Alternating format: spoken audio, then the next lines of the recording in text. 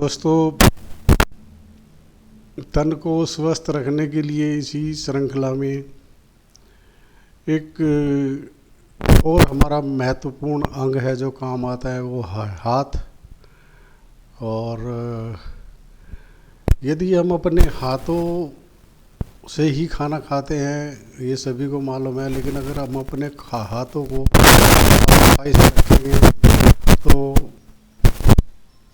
ये रहेगा कि हमारे खाने के साथ कम से कम अशुद्धियाँ मिलेंगी और कम से कम अशुद्धि हमारे पेट में जाएंगी और वो कम से कम हमको नुकसान पहुंचा पाएंगे। इसलिए खाना खाने से पहले अपने हाथों को अच्छी तरीके से धोना है, उस पर कोई गंदगी लगी नहीं चाहिए, हाथों को धोना है, हाथों को धोना है। इसके साथ साथ कुल्ला भी करना है खाने खाने से पहले और खाना खाने के बाद जरूरी करना है दांतों की रक्षा के लिए। उसके साथ साथ हमारे नाखून जो है वो बड़े हुए होते हैं, उनके अंदर बहुत सारे कीटाणु फंस जाते हैं और फंसे रहते हैं। जब हम उन हाथों से ही खाना खाते हैं तो वो बहुत सारे कीटाणु हमारे खाने में मिल के हमारे पेट के अंदर चले जाते हैं, जो बहुत सारी परेशानियों का कारण बन जाते हैं। हमारी आंतों में चले जाते हैं, वहाँ पर आंतों को नुकसान पहुँचाते हैं और बहुत सारे अंगों को पहुँचाते हैं। तो इसलिए समय समय पर जो नाखून हैं उनको छोटे करना, काट के रखना, सही से उनको बना के रखना होता है। और ये नाखून भी कभी कभी बहुत दिक्कत करते हैं। नाखून में सबसे ज़्यादा फंगल इफ़ेक्ट होता है और फंगल इफ़ेक्ट के कारण हमारे बहुत सारी प्रॉब्लम होती है इनमें, वो जल्दी से ठीक नहीं हो पाती और हम उसी से खाना खाते रहते हैं और खाना खाने के साथ ही हमारा फंगल जो है ना वो पेट में जाती है, वहाँ पर भी दिक्कत करती है। इसलिए जब भी आप नाखून काटें इनको गर्म पानी से धोएं या फिर जो ये क्या नाम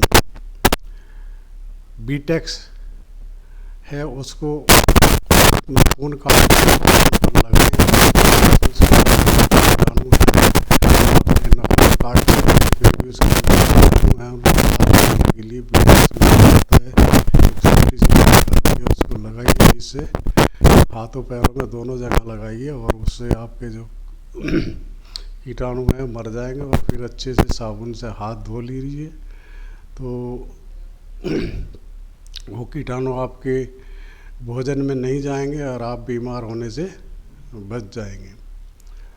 इसी तरीके से बहुत सारी सावधानी है।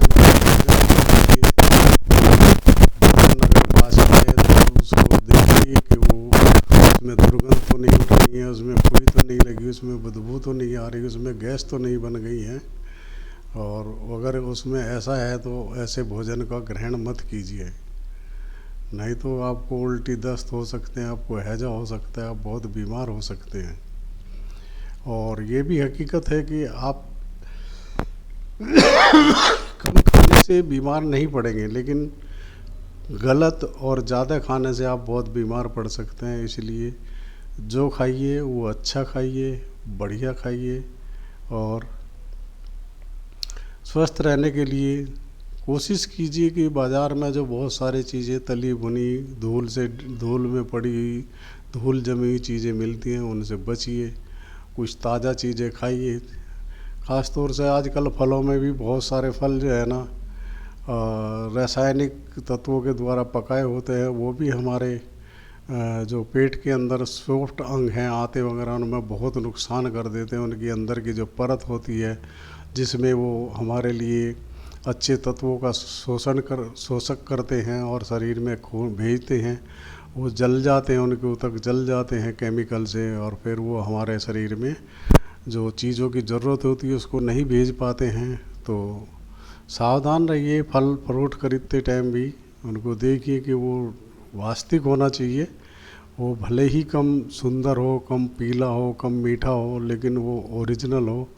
और ओरिजिनल खाने से आपका तन अच्छा बनेगा। तो ये बहुत सारी चीज़ें हैं जिनको हम धीरे धीरे तन के लिए एक्सरसाइज कीजिए, योगा कीजिए सुबह उठ के व्यायाम कीजिए, गर्म हल्का गुनगुना पानी पीजिए और स्वास्थ्य को ठीक रखिए। तन ही धन है, तन ही मन है, सब कुछ इस तन के अलावा इस दुनिया में कोई इसका जैसा साथी नहीं है। इसको बनाए रखिए। बहुत बहुत धन्यवाद। Thank you.